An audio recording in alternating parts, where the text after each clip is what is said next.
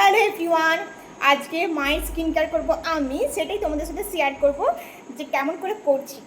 চলো স্টার্ট। ফার্স্টেই নিয়ে নিচ্ছি স্ক্রাবার। এটা হয় মায়ের উপর একটাই।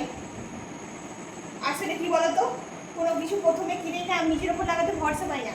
নিজের উপর লাগালে যদি কিছু বেরিয়ে যায় তখন কি হয় বলো, মুখে তোমার খারাপ হয়ে যাবে।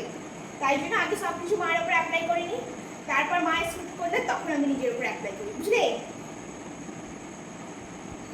চলো আগে স্ক্রাবারটা করে নিই। এবার যা যা অ্যাপ্লাই করবো সবই দেখাচ্ছি। আগে সব কিছু মায়ের উপর অ্যাপ্লাই করি, তারপর নিজের উপর চেষ্টা। চলো টাটা, আগেটা করে নিই, তারপরটা নেক্সট আসছে। দেখো স্ক্রাবার লাগানো হয়ে গেছে, এবার মাস্ক লাগাবো। এটা ক্লিন করার পর আবার মেখে তো মুখ ধুয়ে নিয়েছে, এবার মাস্ক লাগানোর পালা। এই যে রেডি করে নিয়ে চলে এসেছি টেনটা। এবার এটাই অ্যাপ্লাই করবো।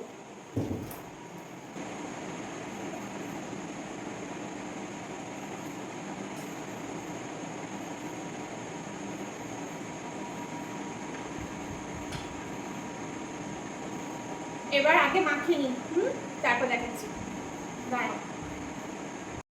এই যে মাস্ক লাগানো হয়ে গেছে, এবার দেখি মাস্ক লাগানোর পর ধোয়ার পর মুখটা কেমন থাকে।